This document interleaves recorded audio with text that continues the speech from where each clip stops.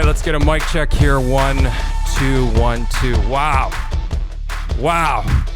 Episode 1, no gruffs given. You might be saying, Sean, what are you talking about? Episode 1. By the way, I just realized I don't have headphones on. Do I not need them? I mean, I can hear you great. Right. We don't wear headphones anymore? We don't wear headphones anymore, which is kind of nice. So you might be asking yourself, what is happening right now? How many times have I done this? We had episode 1, then we had episode 1. Now we are on our third episode 1. Well, I am happy to say that, and people have always asked me, Sean, do you have regrets in your career? I don't think that, no, I don't have regrets about anything. Because I've learned from everything that I've ever done, mistakes and right decisions, wrong decisions. I think I've always made a stride forward through maybe a misstep. And I don't even know if I can really call it a misstep, but the long story short is that I am now back at Action Park Media. And let's walk through this whole thing a little bit, okay? So started everything off at Action Park. Kevin was the one that had me jump off the cliff and say, I'm going to become a podcaster, and I'm forever grateful for that. We had a hell of a run, right? And I think now looking back on it, hindsight it's a very interesting, powerful tool, because there was a moment where I think at the end of the Action Park first era, I think collectively everybody was going through a little bit of a phase, right? I don't know where we were in the midst of the pandemic, but we were still pretty much in it, probably halfway through, maybe a little bit more than halfway through. How do I explain this? So me personally, I said to myself, I had a bug planted in my ear, okay? And I'm not going to say who planted that bug, but it's just the circumstances. Things evolve, and I had a bug planted in my ear. And I thought at that moment that, this was my personal opinion, I thought what Kevin was doing at Action Park was great. Managing a fucking company, had a bunch of different podcasts. I thought to myself, you know what? I think Kevin's trying to sell Action Park and make his money, and maybe that's the first one that he's going to sell, right? All of this shit was made up in my mind to a certain extent, I think, because we're in a weird time. The whole root of that bug being planted, sort of birthing, was we were also going through a little bit of a phase with the company that sells our ads. And the ads dipped a little bit, right? Now standing here today, I say, yeah, that happens, right? You have to understand that we're also in the midst of a fucking pandemic, let me just say. And the reason I'm saying this is because I guess part of the reason I'm making amends, but I'm also very excited where we are today, because I think we're in a very good place. I mean, we have a professional backdrop. I'm not wearing fucking earphones anymore. I am close to home. We're close to home. Michael's across from me. I think all roads lead to the right door, if that makes any sense. So let me just digress for a second, okay? So what happened was we made the shift, right? We made the shift because we were going to make this, we were going to evolve. And I think the evolution has actually happened. But long story short is 2 weeks ago, which was the last podcast, assuming this is Wednesday. Today's Monday, but you're going to be listening to this Wednesday. We released episode, I don't even know what number it was, with the... I think it was 18. Episode 18 with... Okay. On Thursday morning, I woke up and I had a bunch of DMs from people saying, Sean, where's the episode? Because as we know, in previous weeks, episodes were getting pulled down, whether it was on YouTube. We went through that whole shit show with Spotify. So I didn't really think anything of it. 10 seconds after I stopped reading my DMs, my phone rings. And I'll summarize it by saying this, okay? Because, I don't blame anyone. If anything, it's given me clarity. Clarity is always a great thing to pull from situations where there's unrest. If you can leave unrest and have clarity, I think that's a good thing. Don't hit yourself too hard about that. I got the phone call saying we'd like to end the relationship, and it's because of your episode this week, which talked about Ukraine. Now, feels like an eternity ago, 2 weeks ago, when the war with Ukraine had just started, right? We were a few days in, maybe a week into a war with Ukraine, which we weren't really a part of, right? But we sort of were a part of it.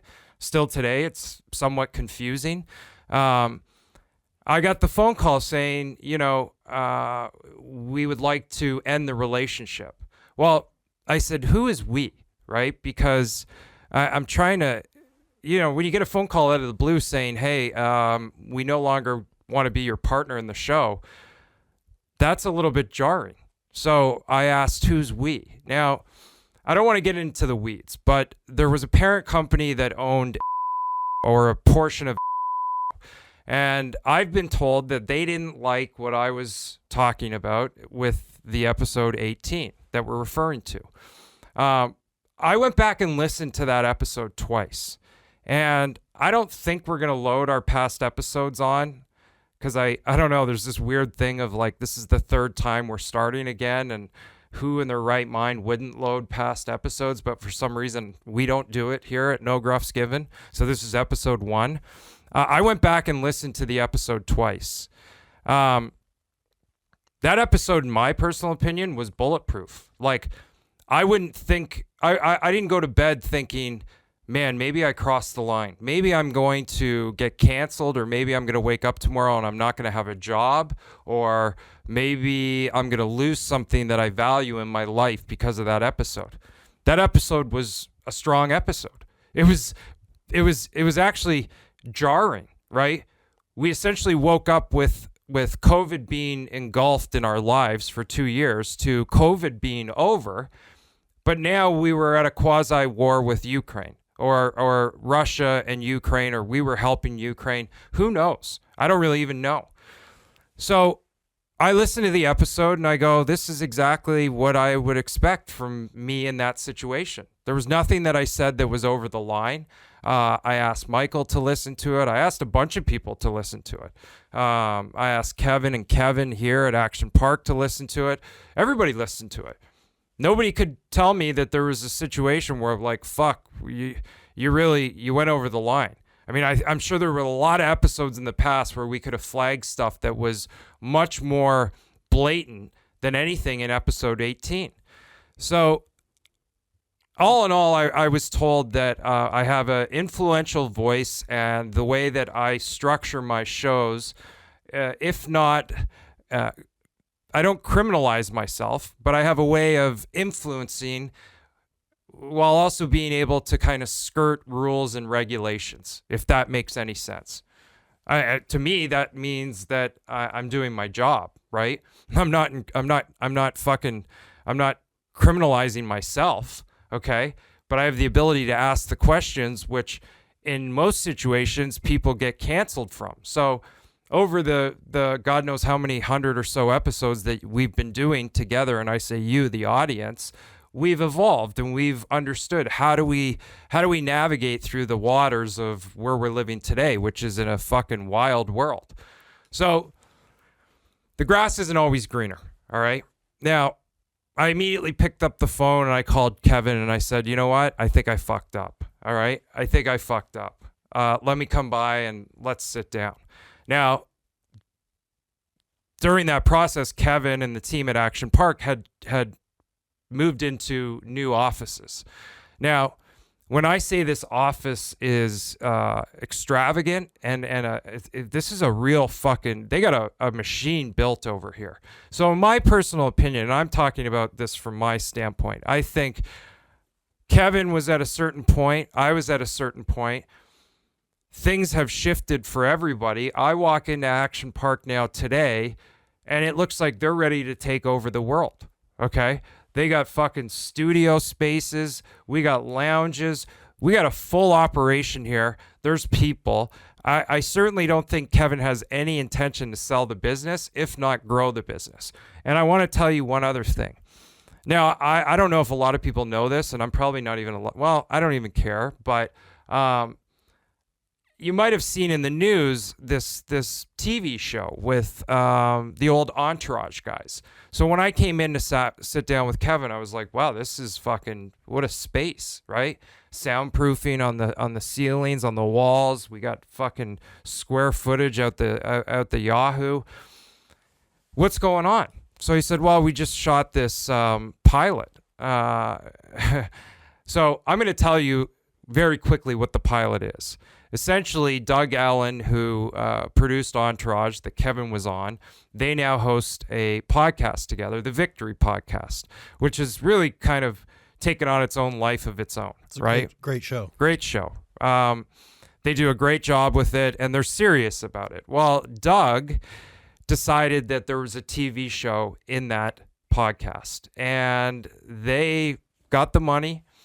They wrote a pilot. The pilot is based around Kevin, Action Park Media. Charlie Sheen gets brought into it as a potential prospect to host a podcast. And I'm not giving away too much, but they filmed a fucking pilot with Charlie Sheen based around Action Park Media. Kevin's playing himself. Dylan's playing himself. It's a genius idea. Doug Allen is a fucking pro in the game. They're now going to take this out to market and sell it. I left the meeting with Kevin. We were talking obviously about my show, but the one thing that stuck is I left going, wow, the evolution of today versus 6 months ago, like I think these guys are going to have a hit television show based around Action Park Media, which is not the reason why I came back, but it speaks to the evolution of like what can happen and where you can make moves and shift and how quickly it can happen. As long as you're dedicated and as long as you surround yourself with interesting people, right? Which is something that I've always talked about, which is part of the reason why Michael's here now, all from a fucking cameo back in the day. Thanks for the opportunity, Sean. It's been awesome. Well, thank you, Michael. Thank you. So we're here. We are here. We are filming video. I don't know what we're going to do with the video. We might, we'll probably keep uploading on YouTube. I know some of you listen to the show or watch the show on YouTube. We're thinking about doing something with the backdrop here. If you're not listening, we have a fancy wooden backdrop. Haven't got around to it. We might. We're thinking about putting up that Gretzky Warhol or whatever. We'll get to it. But I also thought on the way over here, sets are cool and they're cool to have. And I see a lot of people, podcasters, they have these incredible sets that they set up. Sets are smoke and mirrors. Like the reason why you're listening right now is because of the things that we're talking about, right? The things that we're trying to talk about, which can be a very dangerous, it can be dangerous to put yourself in this situation. So as I leave one opportunity, and I'll call it an opportunity because it was, and in my opinion, it was a great opportunity because it's now led me back home, which I see today as another great opportunity. So I will say this, that if we do this again, I'm probably making a fucking mistake. All right, we need to set some roots down and we need to go on a journey and have some highs and lows. We're going to be selling ads again. We're going to be doing all that stuff, and that will come with time. But we have a lot of very exciting things that we're doing at the moment that also were birthed from that experience. And one of those things that I want to talk about is this whole Patreon setup that we have going. Now, and it really it was birthed because my former partner, they couldn't sell ads, right? And I think that when I look back on it, I go, and I'm not comparing myself to Rogan by any stretch of the imagination, right? But we always hear about these internal, like, I don't really know what happened.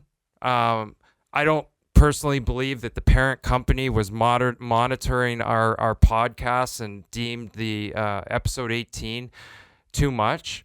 I think that maybe some people internally didn't have the stomach for it, or quite simply, they might not have been able to just sell ads. And this is an ad-based business. I know there's a lot of you that listen to the show and you've never bought a product and you've never bought a Cameo and you're not subscribed to Patreon and you're a fucking content vampire. You can live with yourself. I can live with myself knowing that there's some of you out there, right? I'm okay with that. I understand that not everybody plays the game, right?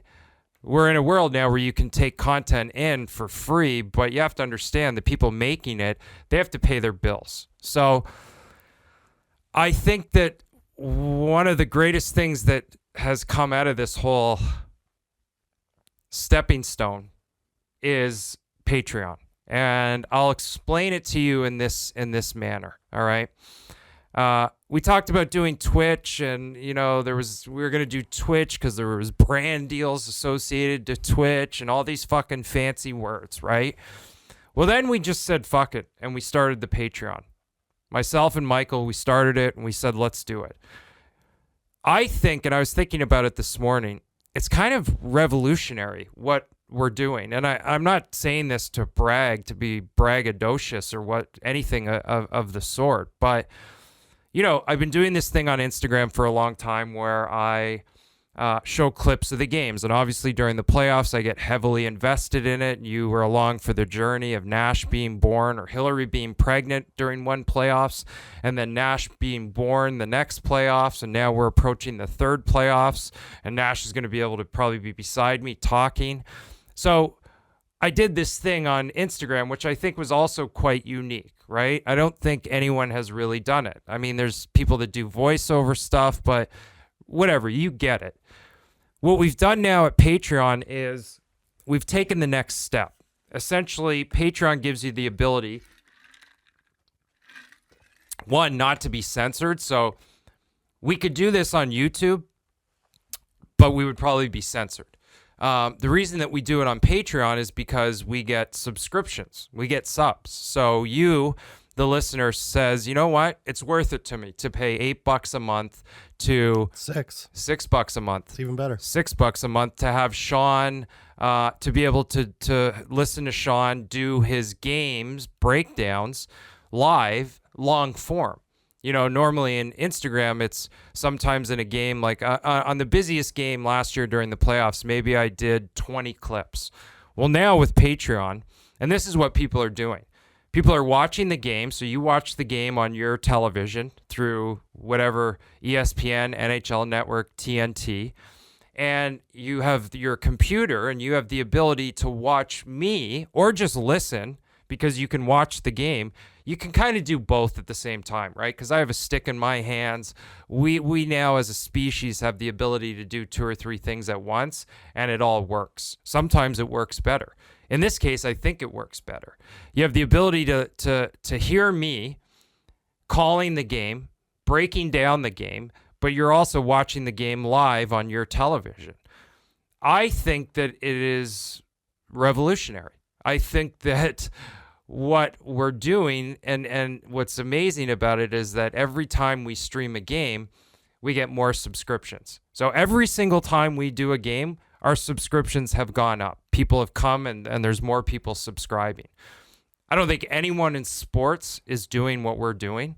I don't want to brag, but I think we're inventing a category because as a consumer and as a fan, I think we're living in a world, especially now in the hockey world, like, the TNT, the ESPN crews that are calling games. I don't want to hear Leah Hextall call a game, right? And I know that there's a lot of you that agree with me. I don't want to hear Anson Carter call a game, okay? I don't want to hear who are some of the other, I don't even know. I hear these voices, but so whoever calls the ESPN games or the TNT games, I'm not even sure who they are. Gross. Yeah. There's some familiar names, but it's been pretty. It's been disappointing. Yeah. Okay, so I know some people like the intermission panels, and I'll never knock Chelly, but Chelly and Mess together with Butchergross is not it's not a trifecta. It's not a dynamic duo by any stretch of the imagination. They hired two of the biggest names in the game, and they thought that was enough. Here's the beauty of it. I don't give a shit because it's not my business and I don't work for them. What we're doing is we're giving you an alternate option. And I think about this from like when I was 12 years old. I can't fucking imagine when I was 12 years old if I could listen to a Brett Hull or a Doug Gilmore or a Darcy Tucker or a fucking Theo Fleury call the game at home. They're at their own home with a hockey stick in their hand. They're watching the game, and I get to pull my computer up as a kid or as a 20-year-old or as a 30-year-old and watch one of my favorite NHL players who, has a pretty good mind for the game. And it's funny, I was watching yesterday, I went back and I watched Game 1, New York Rangers versus Pittsburgh Penguins 2008 Stanley Cup playoffs. I was playing in the game. I had a goal in the game. I ended up not finishing the series because I lacerated my spleen. I was fucking horseshit. It actually makes me sick at how I played. Not stopping on pucks, not making fucking good plays on the wall. Now, to my defense, the whole game was sort of like that. Like to compare 2008 playoffs versus a modern day playoffs. And I'll tell you part of the reason is because the clutching and grabbing and the interference, it was a completely different game, right? You didn't have the ability to take a rim around the boards in the defensive zone, pull it off the boards, collect it, stick handle twice, and then make a hard cross ice crispy. You were focused on trying not to have your fucking head taken off by Ruutu or Dupree or even Ryan Whitney throwing checks back then. Totally different game. So I'll give myself a little bit of leeway in understanding that it was a sloppier game because there was so much hitting. It's just a totally different game than today where you have time to take that rim. You have time to take that rim, slow it down, stop it, get it under control, stick handle a couple of times, get your head up, and then make a play. Bump back. Cross ice pass, indirect off the boards because you got a guy skating 100 miles an hour from underneath. Now, one thing I will not fucking let myself slide with was I didn't come underneath the puck. I didn't come underneath the puck at all. And I played with Scott Gomez, and honestly watching it now going, what an unbelievable opportunity I had because Gomez did it. Scotty did it. He always did the big loop around.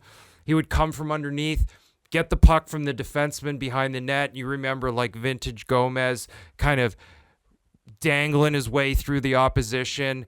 And I should have been doing the exact same thing with him coming up the wall as a winger with just as much speed. But I didn't. Part of the reason was you didn't understand the way the game was going to be played and realized that if you had played the way the game was going to be played in that current moment of time, you still would have been better. You would have been a better player. So, and I'm fucking disgusted with how I played. If I was Tom Rennie, I wouldn't have put me out on the ice. I would not have put me out on the ice. And I was one of our better players, right? It's so interesting to have perspective and to see where the game is today versus where it was not even that long ago. Well, I guess, 2008, that's fucking 14 years. Yeah. Yeah. I almost see some of the same similarities with Peyton Manning and Eli Manning calling these games now on ESPN. And they're kind of seeing the evolution of the penalties being called. And, Peyton Manning had a much different game that he was playing than a lot of these quarterbacks today. And I feel like, you're offering the same thing on the Patreon. Well, it's a good comparison. I think the biggest difference is that the Mannings are doing it with ESPN, and they have the feed, right? So they have the ability to, you can see the game and see and watch the Mannings, which is great. Don't get me wrong. But what we're doing is we've created a new category because we don't have the ability to do that. And we only can do what we can do, which is find ways to sort of skirt the system or evolve. Yeah, So, or the NHL gives us a call in the off season and we do the Manning thing. Well, that's you know? going to happen eventually because we're going to have so many subscribers that people are going to have to take notice, and also people are going to start copying. And the leagues are going to realize that it's good for business to open up the feed, right? Like Twitter's API or whatever. It's an open feed, right? Sometimes they let companies use it because they realize that it's still good for business. The NHL doesn't think that way, which is fine, because I think that we're going to have thousands upon thousands of subscribers by the end of this Stanley Cup season. It's fucking so much fun. It is so much fun. If you haven't subscribed yet, I would tell you that you are missing out, especially if you listen to this podcast and you watch hockey. You're crazy not to. I wish Patreon gave you the option to do a trial run where you could. They don't, but it's $6 and you can cancel if you want. You know, if we want to schedule one, we could make one. No, Michael, you always do this. You make too much. You try and fucking please everyone. No, we can't do that. I don't even know what you were gonna say. It's okay. But you have to subscribe to see if you like it, and if you don't like it, I would be shocked. But if you don't like it, you just cancel. So that's kind of our how many minutes in are we? I don't have the clock, but I'd say about 35. 28. All right, so that's our 30-minute intro of where we're at today. Okay, I can't recommend the Patreon thing enough. I think that we're also going to be doing. I'm excited. We're going to be doing games. Like, I can't wait to do a game, an Islander game with Kevin. I was going to say an Islander playoff game, but that's the Islanders are not going to make the playoffs this year. They are a fucking disaster. Okay. They were running around, beating their chests last year, Kevin and the Borellis, and making commercials. The Islanders, Kucherov, you remember when he said, "Are you kidding me?" I don't even know if he said it about Montreal or if he said it about the Islanders. I assume he said it about the Islanders. What a fall from grace. What a rapid fucking fall from grace. I mean, they are just basement dwellers. We don't even think about them anymore. But no, we're gonna. I can't wait to do one of the streams from here.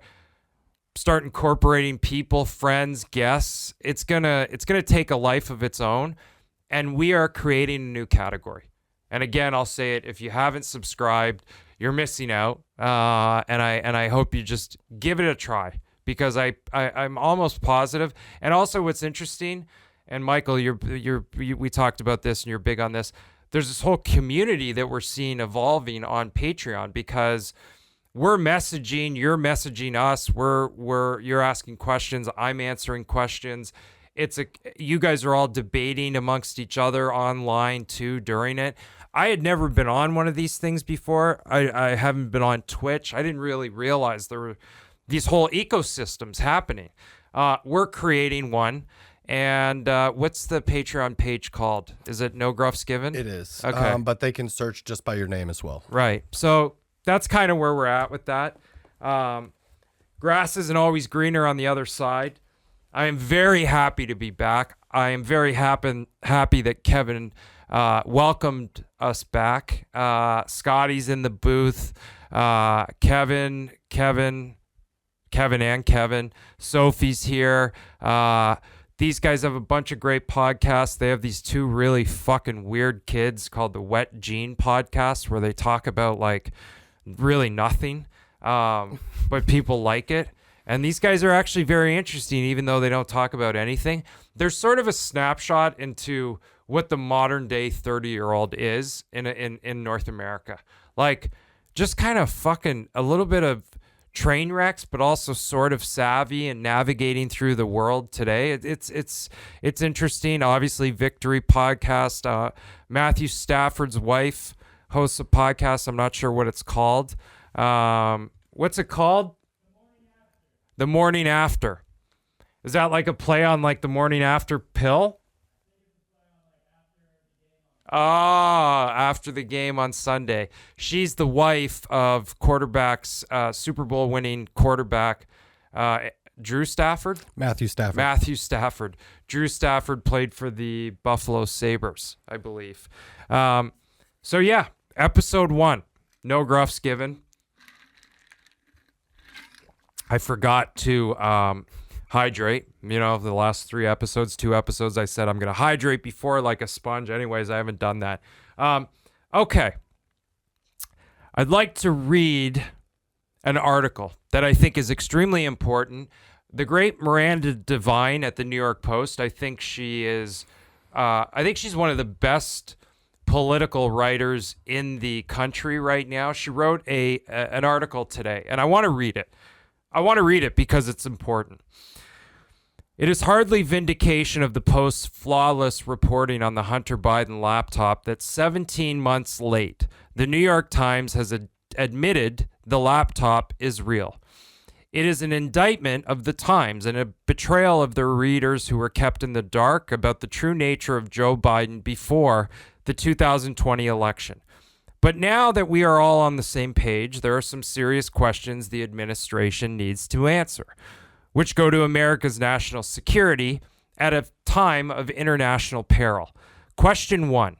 President Biden's press secretary, Jen Psaki, refused to answer the Post's White House reporter, Stephen Nelson, when he had the rare opportunity to ask her 2 of those questions last week. Psaki's excuse was that Hunter Biden doesn't work for or in the government. But she wasn't being asked about Hunter. She was being asked about her boss, the president. How is President Biden navigating conflicts of interest when it comes to sanctioning people who have done business with the family, asked Nelson. What would be his conflicts of interest? Psaki coolly replied. Well, just for starters, Russian oligarch Yelena Baturina, who paid $3.5 million into a bank account associated with Hunter and his business partner, Devon Archer, was not sanctioned along with other oligarchs allied with President Vladimir Putin this month.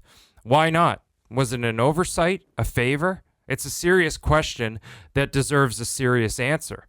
Baturina wired $3.5 million on February 14, 2014 to Rosemont Seneca Thornton, a consortium formed between Rosemont Seneca, the firm co-founded by Hunter, Archer, and Chris Hines, and the Thornton Group. Baturina's wires were flagged in suspicious activity reports provided by the Treasury Department to a Senate Republican inquiry by the Finance and Homeland Security and Government Affairs Committee. Hunter's lawyer has denied Hunter profited from the transaction, telling CNN the claim that he was paid $3.5 million is false. So who received the $3.5 million and did they pay tax on it? Dinner date. 7 weeks after Baturina's wire transfer, Hunter and Archer flew to Lake Como, Italy, and had a meeting with her at Villa d'Este, a favorite haunt of Russian oligarchs. A year later, April 2015, Baturina and her husband, the former corrupt mayor of Moscow and political ally of Putin, Yuri Lutskov, would appear on a guest list Hunter prepared for a dinner at Washington's Cafe Milano, where his father, then VP, would meet with his son's overseas business partners from Russia, Ukraine, Kazakhstan. After the Post published details of that dinner last year, the White House quietly admitted to a Washington Post fact checker that Biden did attend the dinner, but only briefly. That's a pretty important admission, because during the election campaign, Biden repeatedly denied meeting Hunter's overseas business partners. Specifically, he denied meeting Hunter's Ukrainian paymaster, Vadim Poharsky, who also was invited to the dinner. Poharsky was an executive of the Ukraine energy company Burisma, owned by Russian aligned oligarch Mykola Zivlosky, who was paying Hunter $83,000 a month. We all know Burisma. Dear Hunter, thank you for inviting me to DC and giving me an opportunity to meet your father and spend some time together. Poharski wrote in an email to Hunter on April 17th, 2015, 2 days after the dinner. That email, found on Hunter's abandoned laptop, was the basis of the bombshell story the Post published 3 weeks before the 2020 election. It was that email that 51 former intelligence officials declared without evidence in a partisan letter issued 5 days after the Post's story had all the hallmarks of Russian disinformation. Biden used that letter from the Dirty 51 to get off the hook in an election eve debate against Trump. He called the Post reporting a bunch of garbage and the laptop a Russian plant. Now, question number 2. So, just stick with me here, okay? Question number 2. Nelson's second question to Psaki last week was about China. My question about the conflict of interest when it comes to China is, last year the First Son's attorney said that he divested from a Chinese investment fund controlled by Chinese state-owned entities.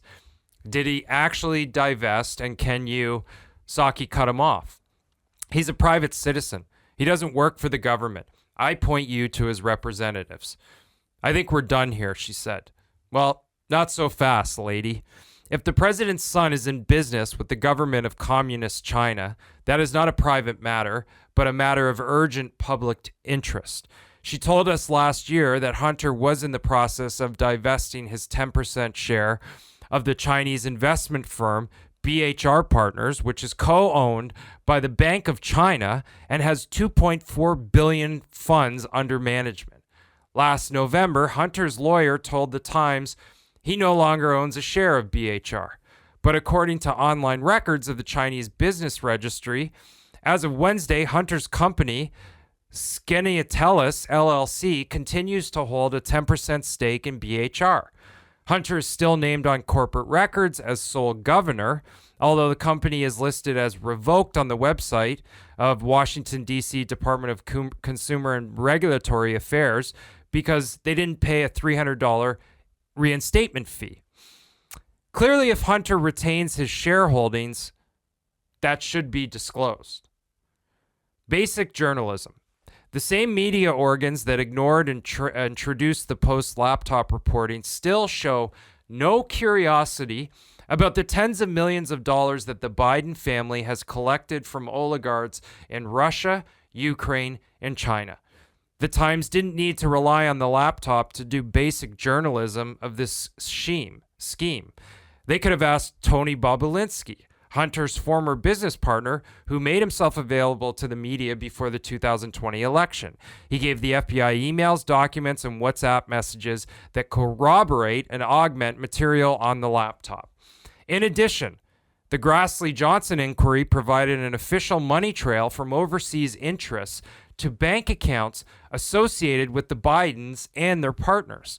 The refusal of the Times and the rest of the media to cover this story amounted to election interference. Polls show that 10% of Biden voters would have changed their vote if they had known about the scandal. That would have had a material effect on the result, which of course was the point. So I guess the reason that I'm reading this article, well, one, first of all, which sort of aligns with episode 18.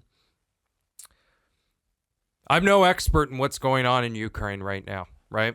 But I'm a citizen, and, I'm a concerned citizen about our country, right? Like, I am currently America first, North America first. Obviously, Canada is a close second because, well, my family lives there. My parents live there. My brother lives there.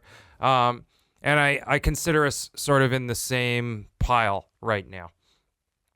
So when we're writing checks, when we're sending, I guess the number is, I don't know, one of the last numbers that $8 billion to Ukraine, I have the right as a fucking human, as a citizen, to say, why isn't that money being spent here, first and foremost? We had 100,000 restaurants closed during the pandemic because of the pandemic. Now, I'm not even talking about COVID, but we know where we're at today because of COVID. If you haven't started to do some research and read some of these Pfizer documents, the 75,000 documents that have come out, and the shit that they knew that they didn't tell us, I recommend you go and do some reading, right? The reason that I read this article is because I think that we are, and we were talking about this earlier, myself and Michael, like Nixon was obviously impeached, right, because of Watergate. And we were trying to figure out, do you have to control the House to be able to actually successfully impeach a president? And what does it take? Well, the answer is yes, you do need to control the House. Now, currently, Republicans don't control the House. So if we have ethical questions that, Psaki and Biden, they just aren't answering it. So we, the American people, we're not even worthy of a fucking answer. Like, there's no transparency in the government today, whether it's with COVID or whether it's with the president of the United States and his son and the 10% for the big guy that's in a bank account that the Chinese fucking own. Like, do you not think these are valid questions that we are entitled to answers for?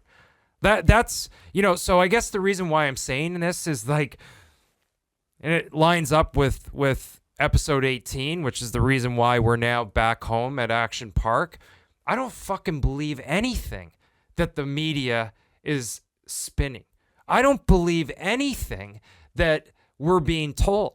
So when I sit back here and I question what's going on in Ukraine, I'm questioning that because I don't fucking believe anything, So, and all these, the donations, like, let's fucking raise money for Ukraine now. Well, we now today see what happened to all those Black Lives Matter dollars, right? one of the Black Lives Matter chapter women that run, she just got charged with 18 indictments in Boston for the money, So it was this, the intentions were good. I think some people, the intentions were good. Some people wanted to virtue signal. Some people wanted to make themselves feel better about themselves by posting that they donated money. Some people wanted to do it because they felt like they had to, not even because they wanted to, because they had to. Because if you didn't, you were a racist, or you were a Putin sympathizer. Like, I'm not a fucking geopolitical expert, okay? I'm not a COVID expert, although now I think I have a clear understanding of what went on with the whole COVID situation. I think that we were all lied to. And I think that we're all starting to slowly realize the extent of those lies as the days go by. So just like that episode 18, I have every fucking right to ask questions. And just because I don't align myself with your narrative today doesn't mean that I don't have the ability to still ask those questions. So fuck you. You know what I mean? Fuck you. Okay? Because they lied to us for 2 years about everything. They sunk hardworking people's businesses, put them fucking out of business, put a bankruptcy on them. 100,000 overdose deaths last year up until April. A 30% increase in overdose deaths, okay? The numbers on COVID and what they've just backtracked on and the amount of deaths, okay? The fucking vaccine reporting, the people that are fucked up and injured and have died, I don't believe a word of it, all right? And I'm never going to apologize for asking questions because I don't know the answers. And I have this feeling in my gut that says something's off here. Something's not right. Let me tell you a few things that I learned also. Everybody's like, this Zelensky, the guy's going to win the Nobel Peace Prize. They're going to open up the Nobel Peace Prize voting. They're going to reopen it so that they can nominate Zelensky and give him the fucking prize. Well, let me just read a couple of things that I recently read about Zelensky, all right, that I didn't know, okay? I had no idea. So warmongers in D.C. are trying to start World War III. That's the other thing. Like, everybody, these fucking people that are calling for World War III, and they want, like, give them the planes. Give them the planes. The planes that won't even work against the Russian planes. Like, they're talking about give them the MiGs. The fucking MiGs won't even, the MiGs will be dead. The guys flying the MiGs will be dead as quick as they get up in the air. It's all fucking warmongering. Well, let's go to war again. What? So we can cover up what happened with COVID? Like, I'm asking the question because I don't fucking know. All right? But this I didn't know. I didn't know that Zelensky has locked up the opposition leader, Medvedchuk, shut down at least 3 media outlets that criticize him, and he hides money in offshore accounts from neo-Nazi financiers. Kolomiski under investigation by our own FBI. Both sides are terrible. Biden and Obama are deeply involved in corruption, and the American people should not accept this, and we should not inflame military tensions. And this is me. I know nothing about geopolitical fucking matters, okay? I'm just a fucking hardworking taxpayer. That's all I am with a podcast. So, you know, that's kind of like my spiel on all that shit. I got other stuff that we can go through. We're going to get into the hockey stuff. You know, the part on that, just to put a bow on it a little bit, part of it is the censorship, right? The amount of times that not just yourself, but everybody else, you know, if you spoke up, you know, outside the narrative, here it was that you were being censored, you were having your social media shut down.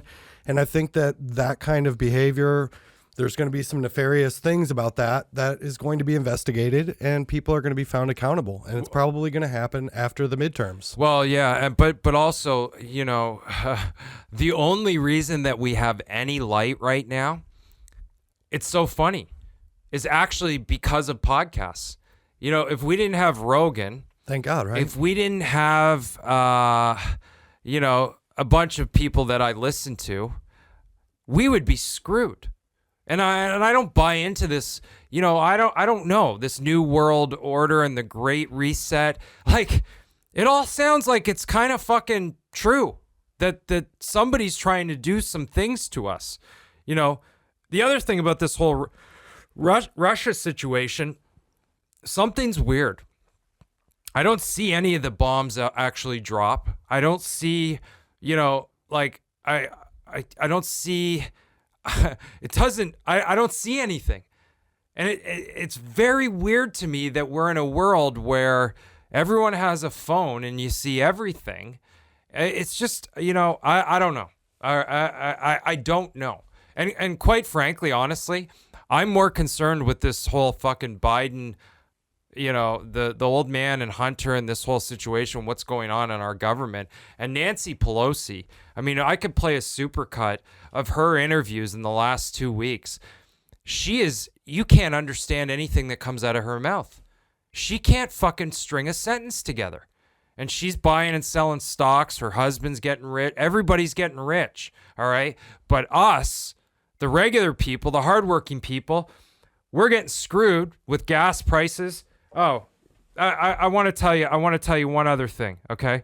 Because here it is. I have it written down. It's easy to show. It's easy to explain, and it's all right here. In the last year, commodity price changes over the last year. Heating oil up 90%. WTI crude up 80%. Brent crude up 79%.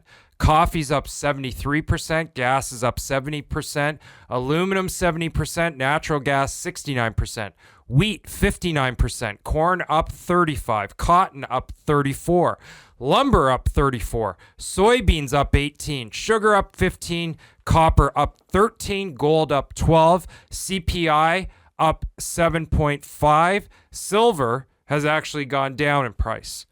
So these are our dollars. Okay, you wake up every single day, you want to fucking work hard and put food on the table for your family and save a couple of bucks. We have the right to ask these questions. Episode 1, no gruffs given. I actually want a couple of small little points I have on here. This whole Leah Thomas, Penn State swimmer shit, you know, and it's funny. It's like, what's interesting is, and I've said it before, you obviously can't ever come at me for being anti-gay, right? Now, gay and transgender, I don't even know, two different things, I guess. Like, I don't know what transgender means, okay?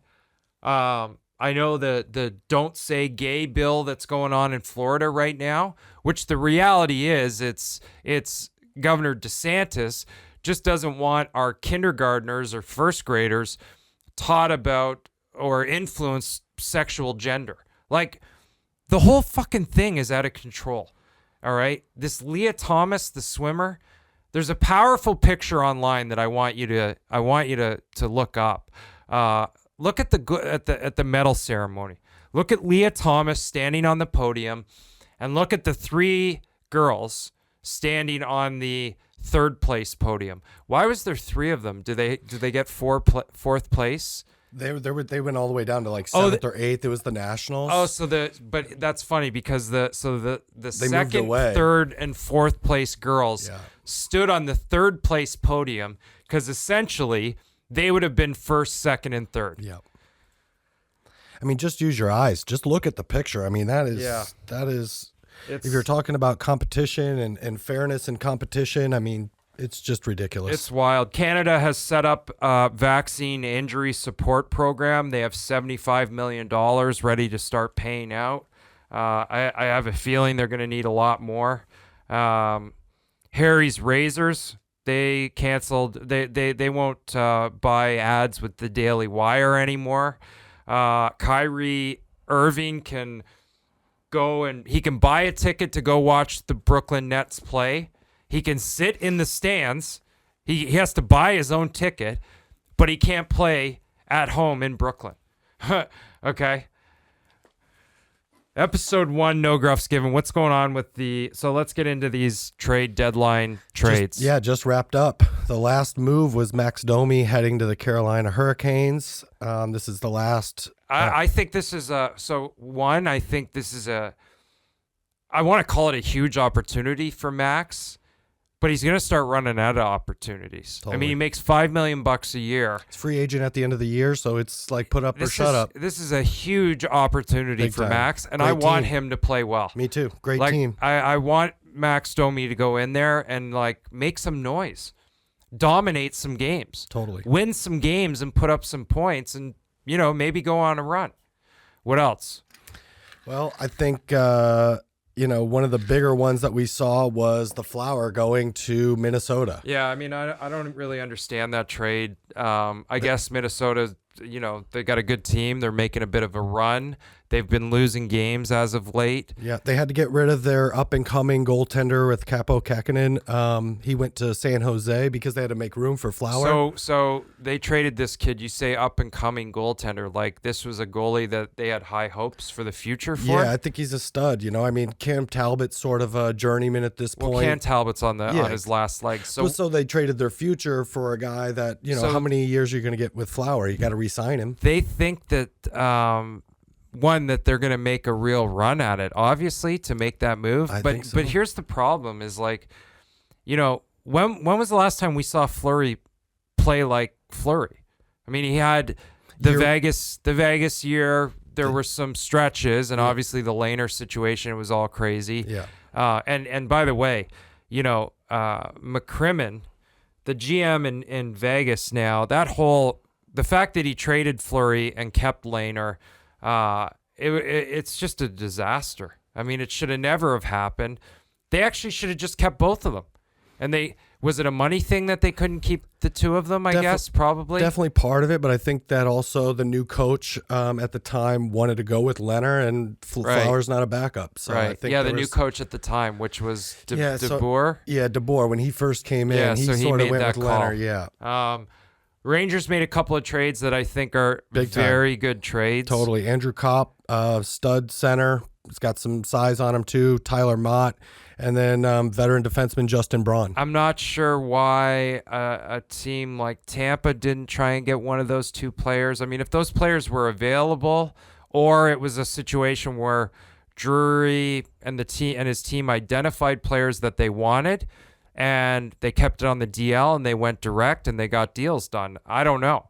I would have liked to have seen Tampa jump in on one of those guys. Tampa made an interesting move with Joseph. They basically traded Joseph for a clone of Joseph. And I think it has to do with salary, maybe. Saving $1 million now in a year or two, it's everything. Because the cap is so finely tuned and dialed. Like $1 million one way or the other, it's a game break. It's unbelievable. Their current cap space with the LTIR is literally $4,916. Right. So $4,000. $4,000. That's how tight it was. Wow. So, definitely making some moves with very limited space. But you like Matthew Joseph, right? I love Joseph's game. Nick Paul's a big center, and maybe they almost had identical stats. Yeah, they're penalty killing. They're talking about him centering or playing the wing on the fourth line, which means what? That fourth line with Perry and Maroon go up, or no? Well, Belmar would slide into a different spot, maybe on the third. A little bit. Yeah, I think here's the thing with my Tampa Bay Lightning. Okay, we have had an awful 3 weeks. We did the game on Saturday, the Patreon game, which was fucking so much fun, and also I was pissed. Cooch is fucking. I said he's either the best player on the ice or he's the worst player. Now, it can change drastically. He can go from the worst player on the ice in the first 40 minutes to the best player on the ice in the last 20. There's no indicator of how it's going to happen. Sometimes I can tell when he changes from black tape to white tape, but I have no fucking clue. All right? They need to get their shit together. All right? I sit here today saying that Tampa Bay Lightning is the front runner to win the Stanley Cup again, and I won't move off of that because of the last 3 weeks. Vasilevsky, Shesterkin is a great goalie. He's not Vasilevsky. All right?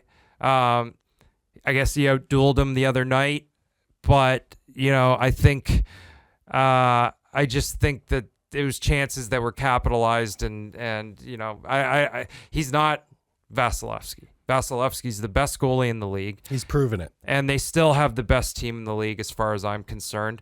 Brandon Hagel, on paper, this looks like a great deal. Kid didn't have a great first game. I now am buddies with him on Instagram. We've been messaging back and forth. I got my work cut out for me. I got to get him moving. There's a lot going coming into the last 20 games of the season.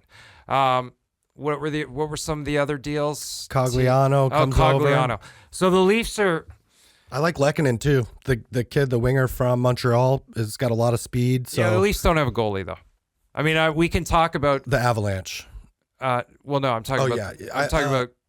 Kolyakova went to the Leafs. You're talking about Lehkonen went to Colorado. Cogliano went to Colorado. No, Cogliano went to Toronto. No.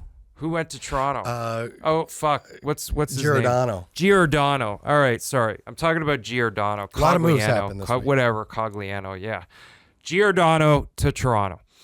So that was the big move. That was the big piece that they brought in. And when that doesn't work, is Dubas in trouble?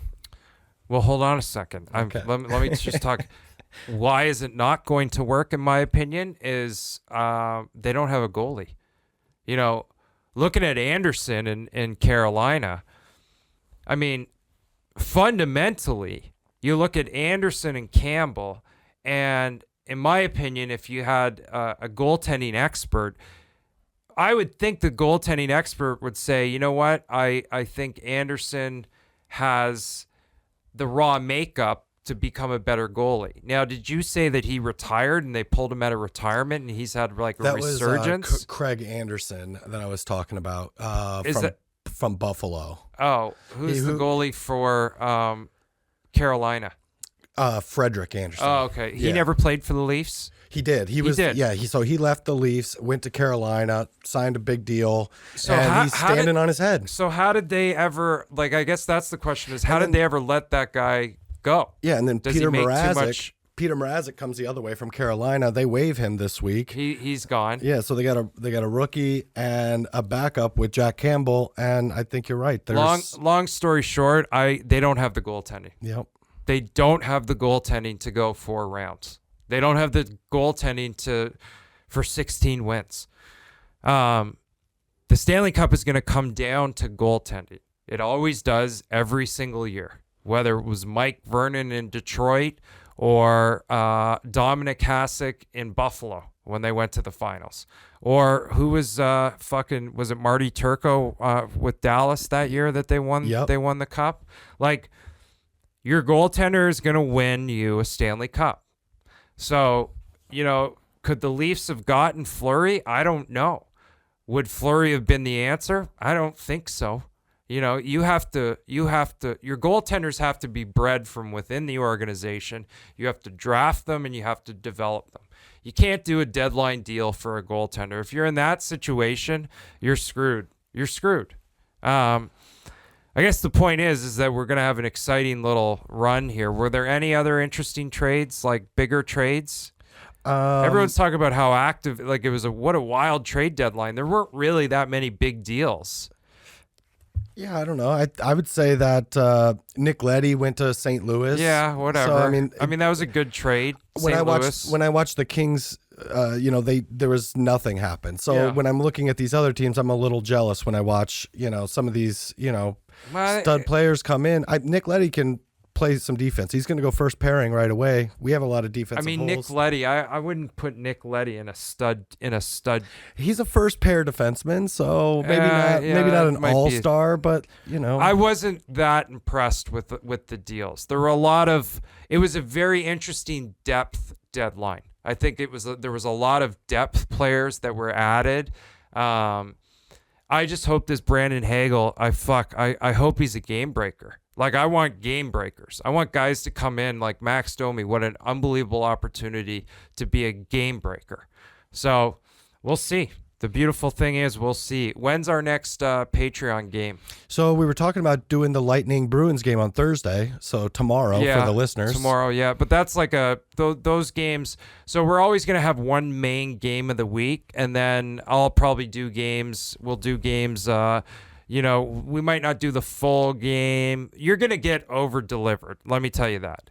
You're going to get more than we promised. That's a guarantee.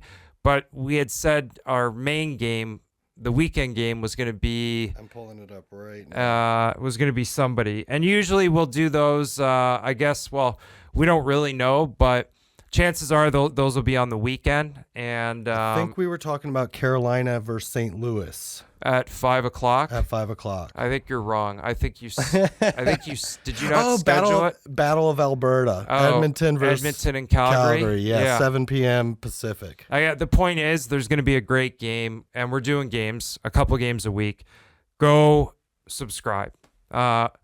Book a cameo, because I haven't been really focused. I haven't been doing a ton of them, but getting like, if you've got a friend that's cheering for a team down the stretch, you got to get in their mind. You got to fuck with their mind. All right? We're not singing campfire fucking songs sitting around the campfire. All right? This is war, and the rules of engagement have changed. Episode 1, no Gruffs given. I'll see you guys next week.